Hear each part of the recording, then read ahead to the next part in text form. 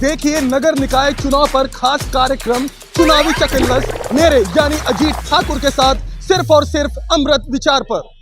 नमस्कार, मैं अजीत ठाकुर और आप देख रहे हैं अमृत विचार का खास कार्यक्रम चुनावी चकल्लस। जैसा कि आप जानते हैं कि इस बार आम आदमी पार्टी भी नगर निकाय चुनाव के माध्यम से 2024 की राजनीतिक जमीन को मजबूत करने के लिए पूरी ताकत झोंक रही है। मेरे साथ चुनावी चकल्लस में आज जो मेहमान हैं वो आम आदमी पार्टी की मेयर प्रत्याशी ईशमा जहीर जी हैं। ईशमा जी, आपका बहुत बहुत स्वागत है अमृत विचार पर। अमृत विचार के सभी दर्शकों को मेरा नमस्कार, अस्सलाम वालेकुम, जय हिंद। पहला सवाल मैं आपसे यही करूंगा कि आम आदमी पार्टी को कानपुर की जनता वोट क्यों देगी? आम आदमी पार्टी को इसलिए वोट मिलना चाहिए क्योंकि जनता को वोट देने के लिए उनके सामने एक लाइव मॉडल है। जैसे जब हम प्रोमो देखते हैं तो हमको अंदाज़ा हो जाता है कि पिक्चर कैसी होगी, उसी तरह से दिल्ली और पंजाब का मॉडल उनके सामने है। पार्टी ने जो वादे किए थे उनको निभाया है और आज आप अपनी आंखों से प्रत्यक्ष रूप से जाके दिल्ली और पंजाब को जाके देख सकते हैं और फैसला कर सकते हैं कि आपको वोट किसे करना है। जैसे आपने कहा कि आम आदमी पार्टी, तो दिल्ली मॉडल की बात करें या पंजाब मॉडल की बात करें, तो क्या लगता है वो जो गली मोहल्ला क्लिनिक है या शिक्षा को लेकर जिस तरीके से वहाँ पे है, तो क्या वो यहाँ पर कारगर साबित होगा? जी हाँ, बिल्कुल कारगर होगा। पहले तो मैं आपको एक बात बताना चाहूँगी आपके चैनल के माध्यम से कि ये आम आदमी पार्टी आम लोगों की पार्टी है। ये उद्योगपतियों की, बिजनेसमैनों की और बड़े-बड़े जिनको कारोबारियों के लिए काम नहीं करती है। ये एक जो छोटा तबका है जिनका हमेशा शोषण होता आया है, ये उनके लिए काम करती है। तो कारगर बेशक होगी क्योंकि अगर आपके नीचे के लोग अगर संपन्न होंगे और स्वस्थ होंगे तो ज़ाहिर-सी बात है पूरा देश और पूरा नेशन को उसका फ़ायदा मिलेगा। अगर मैं पिछले 5 साल के कार्यकाल की बात करूं तो क्या लग रहा है कौन सी कमियां हैं? क्योंकि बीजेपी लगातार कह रही है कि जो विकास की गंगा बहाने के लिए हम लोग लगातार प्रयासरत हैं, उसका असर कानपुर में भी देखने को मिल रहा है और प्रमिला पांडे ने बहुत जो है कानपुर को बदलने का काम किया। आपको क्या लगता है? देखिए, जहाँ तक विकास की बात है, अभी तक जितने भी न्यूज़ चैनल्स ने मुझे बुलाया है या जिन भी चैनल ने डिबेट के लिए मेयर प्रत्याशी को बुलाया है, उसमें प्रमिला पांडे जी नहीं आई हैं। उन्होंने बीजेपी का कोई ना कोई प्रवक्ता भेजा गया है क्योंकि शायद अब वो जनता को फेस नहीं कर सकती हैं। इसलिए जो चुनाव का मुद्दा है, जो विकास का मुद्दा है, वो बीजेपी की बस की बात नहीं रह गई है। वो बहुत अच्छे से जानते हैं कि आम आदमी पार्टी जो है, जिनके हाथ में झाड़ू है, वो आएंगे और नगर निगम की सफाई करेंगे और जनता जो चाहती है उस तर्ज पे काम करके एक साफ सुथरा माहौल, एक वेल प्लान्ड शहर सिटी लोगों के सामने प्रस्तुत करेंगे।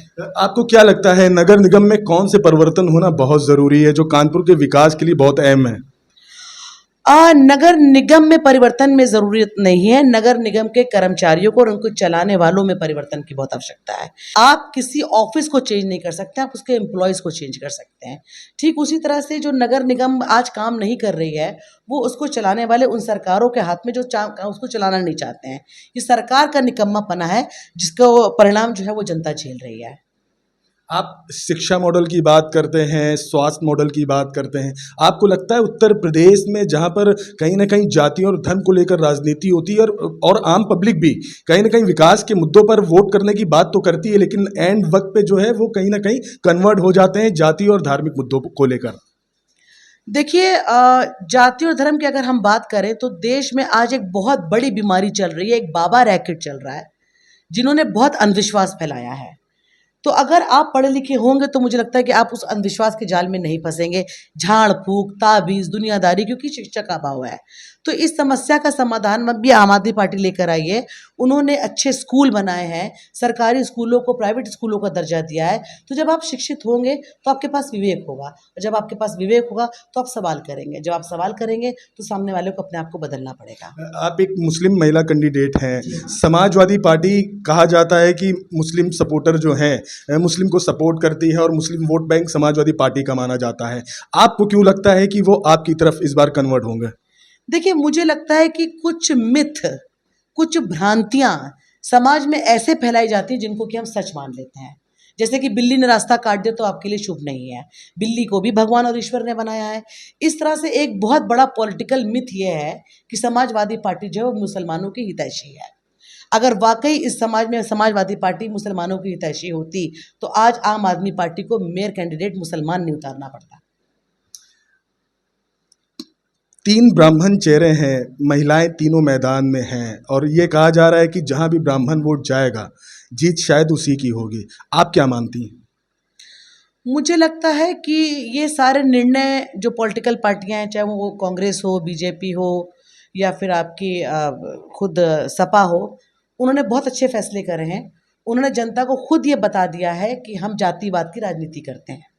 तो कहीं न कहीं ये आम आदमी पार्टी के लिए एक बहुत शुभ संकेत है कि भाई काम करने वाले आएँ और काम करें। तो जो नुकसान होगा, वो नुकसान जनता को भी साफ दिखाई देगा, कैंडिडेट्स को भी साफ दिखाई देगा और पूरी दुनिया के सामने वो रिज़ल्ट्स आएँगे। जब एक आपको आश्चर्यचकित करने वाले रिज़ल्ट मिलेंगे कि जो आपके ज़िले की, आपके शहर की, जो आपके प्रदेश की हालत है, जब जनता अपने जातिवाद से हट के और एक विकास के मॉडल को वोट करेगी, तो ये सारे जो समीकरण हैं सारी पार्टियों के, ये फ़ेल हो जाएँगे। आम आदमी पार्टी जो है एक आंदोलन के तौर पर पैदा हुई पार्टी है। अब मनीष सिसोदिया भी विवादों में हैं, उनके ऊपर गंभीर आरोप हैं शराब घोटाले को लेकर। अभी हाल ही में जो चर्चाएं तेज है, अरविंद केजरीवाल जी के ऊपर जो है आरोप लग रहे हैं कि 45 करोड़ का रेनोवेशन करवा डाला है। इसको आप किस तरह देख रहे हैं, क्योंकि इसका जनता जानना चाह रही है, क्योंकि अरविंद केजरीवाल जब सत्ता में आए थे बहुत बड़े बड़े वादे किए थे। एक तबका है जो उनके साथ है, एक तबका है जो उनके खिलाफ है। आपको क्या लगता है? आपने बोला मनीष सिसोदिया और आपने बोला अरविंद केजरीवाल, तो मैं एक ही बात कहूँगी कि जो घोटाले हैं, जो जांच है, आप बेशक आज मुझे भी पकड़ के ले जाइए। आप सत्ता में, आप पावर में हैं, आप मेरे पीछे ईडी लगाइए और पेपर में छाप दीजिए कि इन्होंने बहुत भ्रष्टाचार किया है। लेकिन जब फैसला आता है, वो फैसला जो होता है वो आपकी सच्चाई, वो आपकी नज़ीर बनता है। इसी तरह से जो मनीष सिसोदिया हैं, शराब घोटाले का कोई भी पेपर, कोई भी ऐसी चीज़ जो है वो दिल्ली सरकार के द्वारा हुई नहीं है। वो ऑलरेडी हमारे जो केंद्र में सेंटर इसको चला रही है, उनके द्वारा पास करे हुए पेपर्स हैं, जो सच्चाई आई थिंक कोर्ट के ट्रायल के बाद जनता के सामने आएगी। और आपका ये कहना मैं बिल्कुल नहीं मानूंगी कि एक पक्ष केजरीवाल के फेवर में और एक पक्ष केजरीवाल के फेवर में नहीं है। मुझे लगता है कि वो हर पक्ष जिसने एक ईमानदार पार्टी को चुनने का वादा किया था और उस वादे को निभाया है, वो सब केजरीवाल की ओर है। और अब जनता बहुत अच्छे से जान चुकी है कि नक्कारा और कामचोर सरकारों से उनका काम चलने वाला नहीं है। आप इन मुद्दों को थोड़ा अलग रखिए कि किसके ऊपर कौन से केसेस चल रहे हैं। अगर मैं ट्रायल की बात करूंगी तो ऐसे बहुत बड़े बड़े नाम निकल के आएंगे जिनके ऊपर 8 केस, 10 केस, 50 केस, 100 केस चल रहे हैं और वो 10 साल से केसेस चल रहे हैं। वो सिर्फ इन्वेस्टिगेशंस नहीं है, वो प्रॉपर केसेस हैं। तो आम आदमी पार्टी बिल्कुल निश्चित तौर पे नतीजों को आने का इंतजार कर रही है और बहुत ही पावर और ताकत से नगर निगम के चुनाव में उन्होंने दर्ज कराई है अपनी एंट्री। आप लगातार पब्लिक के बीच में हैं, तो कौन से मुद्दे हैं जो पब्लिक उठा रही है कि इस पर काम होना बहुत ज़रूरी है, और आप अगर मेयर बनती हैं तो पहला काम कानपुर के लिए क्या होगा? हाँ, क्योंकि हम ज़मीनी तौर पे जनता के लिए काम कर रहे हैं। पब्लिक हमसे उम्मीद करे इससे पहले हम पब्लिक को दे रहे हैं। हमारा जो इस बार चुनावी मुद्दा है और जो नारा है वो है हाउस टैक्स हाफ और वाटर टैक्स माफ। अभी सरकार ने हाउस टैक्स और वाटर टैक्स में बढ़ोतरी कर दी है। ये आप उनसे पूछिए जो 10,000 रुपये कमा रहे हैं और जिनका 4,000 जो है वो हाउस टैक्स में निकल के जा रहा है। तो जनता बहुत अच्छे से जानती है कि जो सरकार ने कहा है उनको करा है। अगर वाकई ये फ़ायदे की सरकार है, लेकिन फ़ायदे की सरकार एक उस तबके के लिए जो दबा कुचला और समाज में जहाँ पे उनको गिना नहीं जाता है। रही बात उसकी कि जनता हमें क्यों सपोर्ट करेगी, जनता ने हमें सपोर्ट दिल्ली में दिया है, जनता ने हमें सपोर्ट पंजाब में किया है। अगर जनता को अपने लिए फ़ायदे चाहिए होंगे और एक फ़ायदे की सरकार चाहिए होगी तो बेशक आम आदमी पार्टी को चुनेगी। बिल्कुल, आप नेशनल पार्टी हो चुके हैं। आपको क्या लगता है कि ये आम जनता का सवाल है, उन्हीं से जुड़ा हुआ है कि एक मेयर के अंदर कौन कौन सी क्वालिटीज़ होनी चाहिए ताकि वो जो जितने भी मुद्दे हैं विकास के या आवाज़ उठाना हो, कार्यों की समझ हो कि विकास कार्य कराए कैसे जाता है, किसी प्रेशर में काम ना करे, ये कौन कौन सी चीज़ें आपको लगता है होनी चाहिए? देखिए, आपने मेयर की बात करी है, मैं एक पब्लिक प्रत्याशी की बात करना चाहूँगी। हम सब काम जनता के लिए करते हैं और हमें हमारे सिस्टम के हिसाब से कहीं न कहीं कोई ना कोई पद दे दिया जाता है। अगर मैं मेयर की बात करूँ तो वो नगर निगम का सबसे बड़ा बॉस होता है। नगर निगम जो है वो प्लान्ड वे में काम करता है, शहर को सुचारू रूप से बनाने के लिए इंफ्रास्ट्रक्चर है, आपकी सड़कें हैं, स्कूल है, नालियाँ हैं, आपका ट्रैफिक मैनेजमेंट है, आपके बिज़नेस वालों का मैनेजमेंट है। तो नगर निगम में जो मेयर बैठना चाहिए, पहले तो वो अच्छी तरह से शिक्षित हो, दूसरी बात वो अच्छे विवेक वाला हो, उसके पास विवेक हो फैसला करने के लिए। इवन वो नगर निगम में काम करने के लिए अपनी खुद की पार्टी के दबाव में भी नहीं आने वाला होना चाहिए, क्योंकि कभी कभी ऐसा होता है कि आप अच्छा काम करने जाते हैं तो आप कहीं वरिष्ठ नेतागण या आपके सीनियर जो हैं आपको उस काम को करने के लिए रोकते हैं। मुझे लगता है कि अगर मुझे कोई जनता के हित की बात करनी होगी और अगर उस पर मुझे आदेश होगा कि आप नहीं करेंगे तो मैं करूँगी, क्योंकि मैं यहाँ पर जनता के लिए आई हूँ। तो मेयर ऐसा होना चाहिए जो अपना विवेक का इस्तेमाल कर सके, जनता के बीच में रहे, उनके लिए काम करें और उनके फायदे की ही बात करें हमेशा। अभी उमेश पाल हत्याकांड हुआ, फिर उसके बाद अतीक अहमद की पुलिस कस्टडी में हत्या हुई। इसको आप किस तरह देख रही हैं? सही था, गलत था? एक क्रिमिनल के नज़रिए से देखें तो वो सही था, अगर पुलिस प्रशासन के नज़रिए से देखें तो वो कहीं ना कहीं लापरवाही थी। इसमें भी दो धड़े पड़े हुए हैं। एक जो है भारतीय जनता पार्टी का सपोर्ट बहुत कर रहा है और जिसका शायद नगर निकाय चुनाव में फ़ायदा भी होगा। सभी पार्टियां अपना स्टैंड दे चुकी हैं, समाजवादी पार्टी, बहुजन समाज पार्टी, आम आदमी पार्टी का क्या स्टैंड है इस हत्याकांड के पीछे?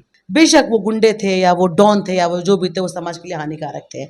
इसका मतलब ये नहीं कि आप अपनी तलवार उठाइए और जाके गर्दन काट दीजिए। अगर इस तरह के फैसले सरकार करेगी तो जनता का कानून के ऊपर से भरोसा उठेगा। उनको भी अपनी बात कहने का मौका देना चाहिए था। बड़े आपने जब कसाब जैसे मुजरिम को, जो कि इंटरनेशनल मुस्लिम था, जिसने टीवी पे आके गोलियां चलाई, आपने उस तक को ट्रायल का मौका दिया। मैं किसी संरक्षित अपराधी का सपोर्ट नहीं कर रही हूँ, मैं मानवता का सपोर्ट कर रही हूँ कि आपको बेशक उनको फांसी पे लटकाना चाहिए था, बेशक उनको सड़क पे लटका के मारना चाहिए था जिन्होंने परिवारों को खत्म करा है। लेकिन जो हमारे पास संविधान में प्राविधान है, आप अगर इस तरह से संविधान को तोड़ते जाएंगे तो एक तरह से आप जंगल राज का मैसेज जनता में भेज रहे हैं और कहीं ना कहीं कानून व्यवस्था को आप शक के घेरे में लेकर आ रहे हैं। बिल्कुल। अगर योगी आदित्यनाथ बाबा बुलडोज़र के नाम से भी जाने जाते हैं और कहीं ना कहीं एक ब्रांड के तौर पर बहुत तेज़ी से ऊपर आए भी हैं और हिंदुत्व का चेहरा भी कहा जाता है। क्या लग रहा है, लेकिन योगी आदित्यनाथ कई बार ये भी कह चुके हैं कि मैं सबका विकास करना चाहता हूँ, लेकिन 80-20 की भी राजनीति होगी तो मुझे उससे गुरेज नहीं है। आपको क्या लगता है, इस तरह के बयान जो हैं वो आपको जायज़ लगता है? मुझे सिर्फ चंद शब्दों में ये बात कहनी है कि राजा अपनी संपूर्ण प्रजा के लिए होता है। अगर खुद वो अपने मुंह से 80-20 की बात कर रहे हैं, उन्होंने ये भी कहा है जो विरोधी हैं, जो देश विरोधी हैं, राष्ट्र विरोधी हैं, संविधान विरोधी हैं, अगर वो नहीं सुधरना चाहते हैं या हित में नहीं आना चाहते हैं समाज के, तो फिर उनसे उनका वोट बैंक मुझे बिल्कुल नहीं चाहिए। नहीं, देखिए मैं फिर से एक बात कहूंगी, राजा जनता के लिए है। वो ये फैसला नहीं कर सकते कि जो मेरे फैसले के विरोध में उसको मैं छोड़ूंगा नहीं या मैं उसका 80-20 कर दूंगा। जनता उनसे उम्मीद लेकर आई है एक जहाँ पे आप सबके साथ न्याय कर सकें। हम एक भारत देश का हिस्सा हैं। देखिए हमारे लिए एक न्यायपालिका बनी हुई है ऑलरेडी। योगी जी अच्छा काम कर रहे हैं या योगी जी बुरा काम कर रहे हैं, योगी जी काम जनता के लिए कर रहे हैं। ठीक है, आपने बोला वो बुलडोज़र बाबा हैं, वो अपनी कैंपेनिंग इस तरह से कर रहे हैं, तो मुझे लगता है कि बुलडोज़र बाबा की कैंपेनिंग के बजाय अगर वो एक सुलझे दिमाग के सीएम की कैंपेनिंग करेंगे, जो सबका विकास और सबका साथ लेके जो उनका नारा है उस पर काम करेंगे, तो मैं वादे के साथ कह सकती हूँ कि 100% वोट उनको मिलेगा। कानून व्यवस्था को लेकर क्या कहना है, क्योंकि प्रशासन लगातार जो है एनकाउंटर कर रही है, अपराधियों की लिस्ट जारी कर रही है। अगर मैं कुछ वक्त की बात करूं तो 183 एनकाउंटर हुए। एक तरफ योगी आदित्यनाथ पर आरोप ये भी लग रहा है कि खास समुदाय के ऊपर टारगेट किया जा रहा है, क्या आपको ऐसा लगता है? दूसरा, जो 183 एनकाउंटर हुए हैं उनमें से 27% ही मुस्लिम समाज के लोग हैं, तो क्या जो एक आरोप लग रहा है कि मुस्लिम समाज के प्रति ही योगी आदित्यनाथ का ये रवैया है, तो आप उसे जायज़ मानती हैं? नहीं।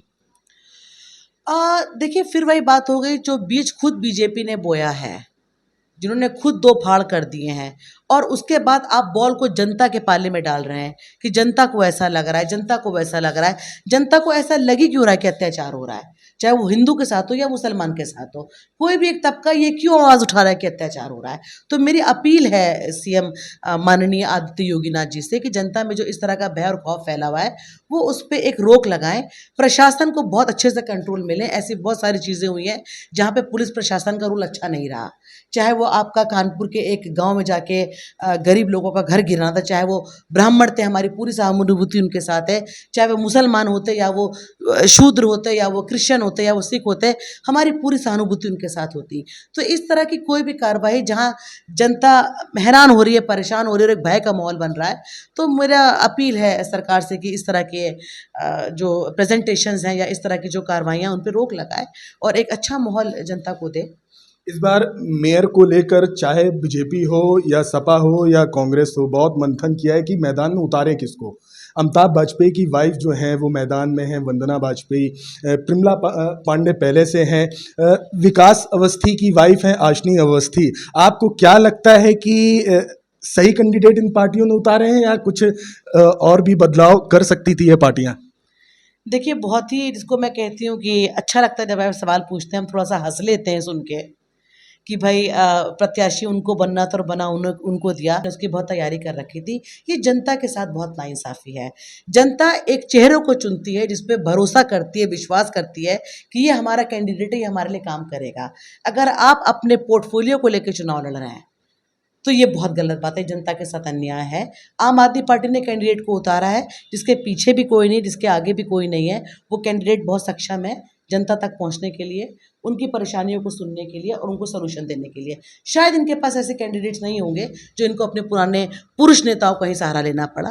तो मेरी सिम्पैथीज़ उन लोगों के साथ है, जिनके पास बीसों साल पार्टियों में काम करने के बाद भी अच्छी महिलाएँ नेत्रियाँ नहीं हैं, या उन्होंने बनने नहीं दिया, या वो शॉर्ट थे इस चीज़ को लेके। लोकतंत्र की सबसे बड़ी ताकत जो है वो वोट है आपका, तो उस वोट के लिए जनता जनार्दन से क्या कहना चाहेंगे आप? देखिए, लोकतंत्र की सबसे बड़ी ताकत बिल्कुल वोट है, और मैं आपके चैनल के माध्यम से एक मैसेज जनता को देना चाहती हूँ कि परिवर्तन को अपनाइए, अपने मत का अच्छे से अच्छा उपयोग करिए। ये सिर्फ आपके लिए नहीं, आपकी आने वाली पीढ़ियों के लिए डिसीजन आप आज ले रहे हो। अगर आप किसी भी तरीके से धर्म की राजनीति को सपोर्ट करते हो, या किसी भी तरीके से जातिवाद की पॉलिटिक्स को सपोर्ट करते हो, तो कल कहीं ना कहीं आपका परिवार, आपके बच्चे इसका भी शिकार होंगे। तो मेरी आपसे सिर्फ ये अपील है कि ये आपके विकास की, आपके शहर की और आपके बच्चों की, जिसको कहते हैं कि पूरा जीवन ही हम अपना शहर में गुजार देते हैं, उसके विकास के मॉडल को ध्यान में रख के कि किन सरकारों ने कहाँ पे क्या काम करा है, वोट करिए, 100% वोटिंग करिए। एक सच्ची ईमानदार सरकार को चुनिए, जो भ्रष्टाचार से लड़ने के लिए मैदान पे है, जिसके पढ़े लिखे कैंडिडेट्स हैं, और जिनका आप अगर ग्राफ उठा के देखेंगे तो उनके पीछे कहीं कोई दाग नहीं है। तो मेरी अपील है कि आप सोच समझ के अपना वोट कास्ट करिए, और इस जो चुनाव का पर्व चल रहा है उसमें 100% अपना सहयोग करिए। बिल्कुल, अमृत विचार की भी पूरी टीम की तरफ से आपको बहुत बहुत शुभकामनाएं, और आप जिस तरह मेहनत कर रही तो हम भी उम्मीद कर रहे हैं कि आपकी मेहनत रंग लाए। बिल्कुल, तो आपने देखा कि सभी सवालों के जवाब जो हैं बहुत ही बेखौफ होकर और बहुत ही संजीदगी के साथ जो हैं दिए हैं सभी सवालों के जवाब। लेकिन अब देखने वाली बात होगी कि परिणाम जब आएंगे तो आम आदमी पार्टी क्या 2024 के लिए अपनी चुनावी जमीन मजबूत कर पाएगी, ये वक्त बताएगा। लेकिन चुनावी चकल्लस में लगातार हम प्रत्याशियों से बात कर रहे हैं, और किस तरीके से वो मैदान में पब्लिक के बीच में है, और पब्लिक की क्या डिमांड है, और किस तरीके से अपने प्रत्याशियों को चुनने वाली है। तो जाहिर सी बात है, देश दुनिया की सभी खबरों के लिए अमृत विचार देखते रहिए, और चुनावी चकल्लस लगातार आपके लिए इसी तरीके नए नए मेयर प्रत्याशियों के साथ जो है हाजिर हो रहा है। और बहुत बहुत शुक्रिया, बहुत बहुत धन्यवाद आपका हमारा चुनावी चकल्लस प्रोग्राम देखने के लिए।